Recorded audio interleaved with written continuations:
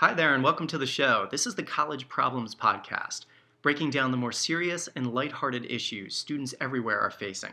And we're doing it mostly from a journalism, personal safety, and a young professor's perspective.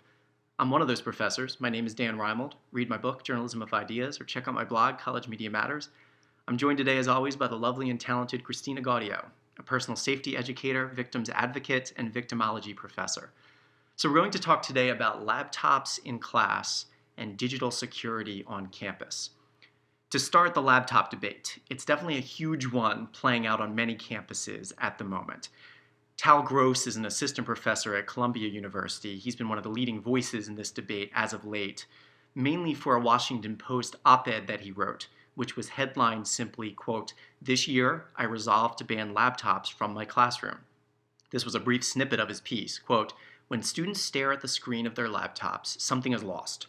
The students shift from being intellectuals, listening to one another, to being customer service representatives, taking down orders. Class is supposed to be a conversation, not an exercise in dictation. It's just hard to focus in front of a laptop. Everyone struggles to focus when the internet is only a click away. So why bring that distraction into the classroom?" So Chris, what do you think? Laptop, wonderful tool for higher ed learning, or a classroom distraction that deserves banning? I agree with the professor. There's no reason that they should be in a classroom unless there's a medical necessity for it to be in there, or you're in a class that requires it, like a typing class or something of that nature. What do you see? So you ban them from your classes. Gone. What do you see as the issue? What's the problem for you? Because they're not going to be paying attention to me. They're not going to be paying attention to what we're talking about. They're on the internet surfing something, or they're have some screen up that lets it look like they're typing, but in the background they've got something else running that they're paying attention to. I struggle with this because as a professor who teaches a media-related field, and so a lot of digital type learning and presenting stories in highly visual, virtual ways, laptops, iPads, mobile phones, and who knows whatever device will come next are really essential to ensuring that my students are being creative and are at the cutting edge professionally. And at the same time, you better believe I see them as huge distractions. And so it's often this balancing act of a lot of times I wonder, are they worth it for what I'm being able to teach them? Or should they be banned from the very location in which I have the most exposure with them on a weekly basis and have them do the work they need to do in a digital sphere elsewhere? You see the distraction point being Yes. the main impetus for your banning. Yeah, I think the distraction point and just the obvious reason that there's no reason for it to be in a classroom. Someone has yet to give me a legitimate reason for it to be in a classroom. Okay, so I'll play student for a second. Okay. We don't learn handwriting anymore. Why do we need to learn cursive? No one's writing anything down anymore except for brief to-do lists. We're all typing, whether it's texting on our phones or on our various machines. Wouldn't the laptop simply be a modern form of the notebook? And I'm smiling as I say this, but what do you say to an argument like that from a student? The CVS is down the street. Go buy a pencil and a notebook and join this part of my class. It's hard to argue with the idea that the students I see who get out from the glow of the machines, and let's be honest, the internet that is attached to them more than anything. They're not reading the next great American novel or a Word document on there. They're No. bringing the laptops and they're looking at their phones because they were able to communicate on Yeah. social media, or they're reading the latest ESPN.com. Or they're on headline about YouTube LeBron. or whatever other cool Yeah. video is streaming at this moment. and it never fails that they get very squirrely-eyed as you walk close to them, or suddenly have to raise their head up and wait, what are we talking about? Let me rejoin the conversation. Yes. It worries me that students cannot even pay attention or think I can get away from this for the hour or two that they need to spend in my classroom. And I used to take it personally. I would think, am I just not engaging enough? Maybe as you can tell from this podcast, I can be pretty exciting in class, or as I like to think, or can be pretty high energy. And Yes. I'd like to think that you have that sort of interaction. But I'll be honest, I think it's just more a losing battle from a cultural perspective that I don't like to go an hour or two without checking my phone. Mhm. Waiting in line at the grocery store, I want to look down and see what's happening digitally. When I'm away on vacation, why can't I get my mobile service? I think it's something to that effect, probably Okay. impacting students It's more. it's an addiction. It's an addiction. But at the same time, you are talking about vacations. You're talking about being in a supermarket. How mad would you be if you were speaking in a room and all these people are looking at their cell phone? You would be angry. Because I'm telling you right now, I'm also the kind of person that I love PowerPoint. It's a great thing. But I'm the person, when I usually do public speaking, 9 times out of 10, there is no PowerPoint. Because I don't want you focused on the screen. I want you listening to me. Because I know even for my own self, if I'm looking at a screen, if I'm looking at a PowerPoint, the person who's talking is drained. It's like almost like background noise. But that's just because I'm so focused on one thing, and that's what happens with laptops in class. They're so focused on what they're looking on the screen, you're just the background.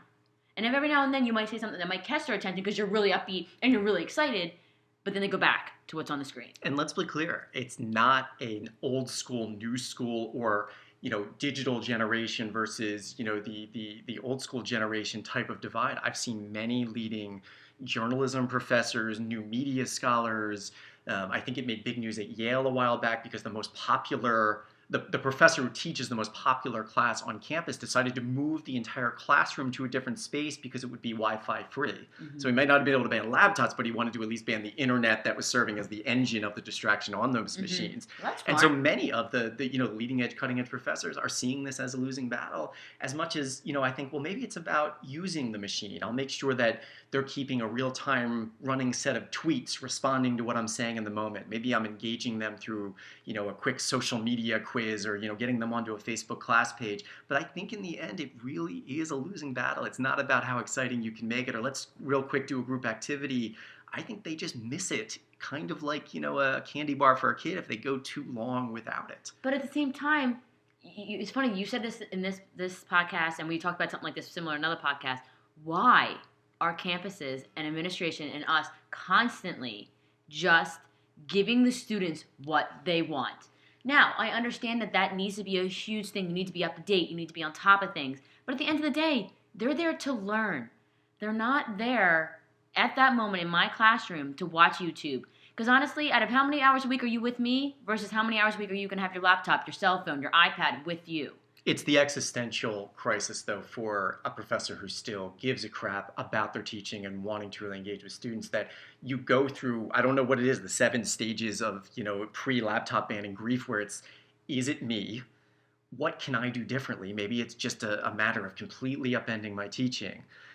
Maybe it's about holding it in a different type of space. Maybe I need to hold it at a different time. It's probably because it's early morning or it's late afternoon. And then you slowly come to the realization that it's not much more than, yes, the students just really want it. And now we have these leading professors who are saying, it's not about any of these small tinkering. It's not about me. It's the machines, and I'm banning them. It's just mm-hmm. fascinating how we've gotten to this divide mm-hmm. in, now 2015, that it's the professor saying we need to take this step back. It's kind of a win for human interaction in a backward way. It is, because it's actually a conversation we need to have. It drives me crazy that I see people constantly text each other and they're in the same room. It's the same mentality that we're talking about here. Yes. It's put it away. It's an hour. It's 50 minutes. Whatever it is, put it away. Learn, have a conversation, and you'd be surprised within that amount of time, if it's a really good and you're really into it, you're going to even forget about checking that email. You're not even going to think about that Facebook until the class is over. And it's the easiest argument in the world to say, well, it's the students are paying for it, so they should know what they're getting. But, it's the 18 to 22 age range. You're paying for college because everyone's supposed to go to college. Yes. And so there's still that idea you want to give them what they want, from both the consumer and just, to be a cool professor. Mm-hmm. perspective. But yes, as you mentioned, it's that idea that I do think in a larger cultural sense, we've lost that reliance on human interaction. And I definitely think about, even in my 10, 11 years of teaching now, I will absolutely get more emails to things that I would maybe used to get phone calls or in-person chats about. And that it is becoming much more likely that students will bring their machines to class and, will be very outspoken on the Facebook class page, but not want to engage in person in front of their peers. And that is a larger shift that we'll have to see whether these laptop bans can reverse or whether it truly is a losing battle. Now, how about the battle with digital security? This is kind of related to the idea of, obviously what is still, I think, a pretty seminal machine in students' lives, the laptop, but also extending to the many different devices and gadgets and tech tools that they have at their disposal. What are a few things you would throw out as either tips or just things that students need to think about here? I mean, I want to say number one, the biggest thing is passwords. Now, people, it's what they do. They make a password and then they leave it as their password forever and a day. Or they have 5 websites and 5 things where it's the same password. You can't do this. It is the easiest way for anybody to get into one thing. They're going to get into everything. That's one thing. 2, change your passwords. Change them every now and then. Most companies in the real world tell you 6 months. Every 6 months you have to change it. Mine is every 90 days. Oh, and it's a horrific experience on many campuses with either the email or the larger Blackboard or just kind of Yes. campus digital access center, where it's roughly usually every 2-3 months that they make you change it, and you can't go and use the one that you've used, until you get to 7 new ones. Yes.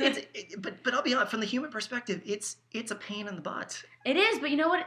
That 2 to 3 seconds is going to take you to do it. It's worth it. No, and even just the idea though of trying to keep track of your credit card numbers and your ATM and all the passwords that you have, and there's never been more of this. I mean, I was joking with a friend the other day that we don't know each other's phone numbers anymore. No. And the joke was that, well, you don't have to, of course, because kind of like memorizing directions, we can just plug it in and it's now taken care of by our phones.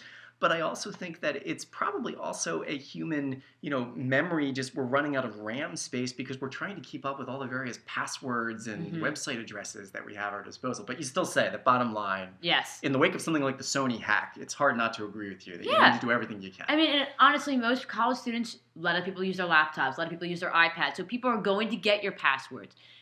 Change them, keep them private.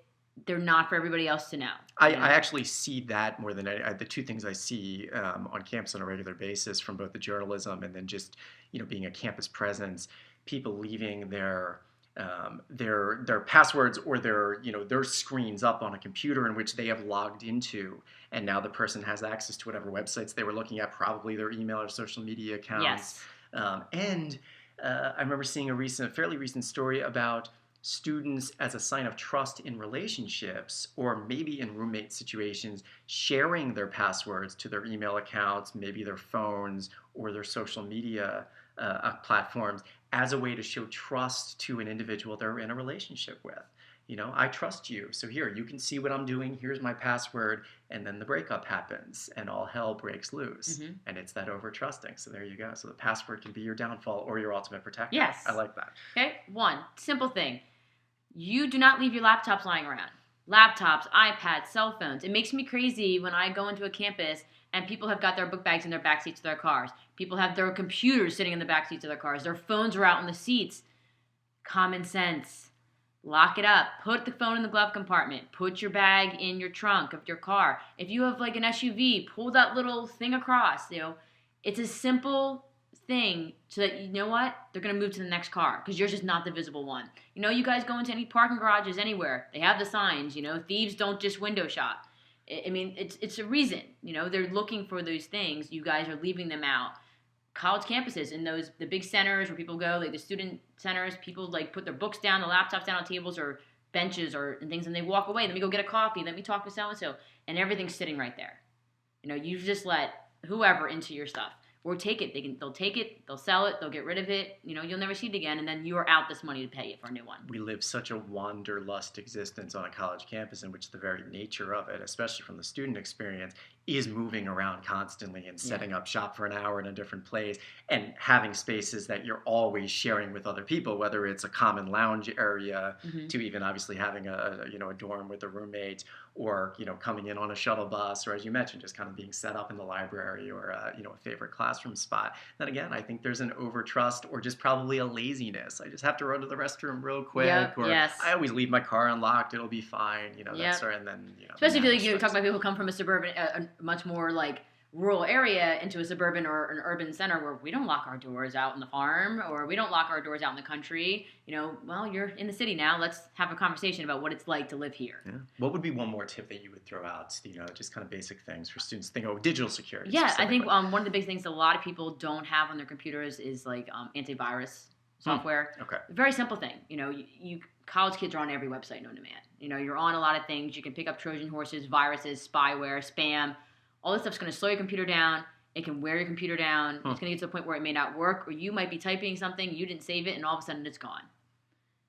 Protect your computer, protect the things that you're working on, because that's the last thing that you want to lose. Is that the sort of thing where you see where every once in a while, or sometimes maybe every time you boot up, you'll see the program running and just kind of checking the files occasionally? Like a McAfee is one of them. Like they're just things that they run in the background. Sometimes they'll notify you, hey, we found something. Yeah. It's stuff that you definitely want to try and think about having to help protect your computer, especially if you've got like laptops linked to cell phones linked to iPads. If you've got everything linked up, you have a chance of everything getting a problem, and that can really become a very big headache for you. You know, the most interesting thing to kind of close out with all this, from determining what we would tackle here for this podcast episode, is recognizing that as much as we think we're living in the future, we're still relying on a machine that's now been around for roughly, 20 years or so, and has especially been big maybe over the last 15. Yeah. What would you guess if you had to predict? Do you think the laptop is dying or will soon be an extinct species of tech tool, or do you still think it will probably be the main driver for at least the academic world, where we really need something kind of stable and big enough to type on and look at? I think that the whole idea of the tablet with the removable keyboards is going to be your new thing. Yeah. I think that the laptop will eventually get smaller and smaller and smaller. So I think that what we know of as a laptop today in 10 years won't be that. I wonder if it's going to be that, or if it's truly going to be something like the Oculus Rift or the Google Glasses, in which it's going to be this virtual reality hologram-like experience. And that's why, as much as it's an issue with laptop banning, this is also now academics taking a stand against what they think and fear is an encroaching technological intrusion on the classroom. And so this is kind of about banning the laptop at this moment, but it's also probably setting up a wall where what we're really thinking about is the next evolution of technology that's even going to be more and more, whether it's implanted in the eye or, worn on the body. Yes. Who knows what the future will hold. Put up some boundaries now. All right, that's all for this week's edition. Thanks for joining us. Tune in next time.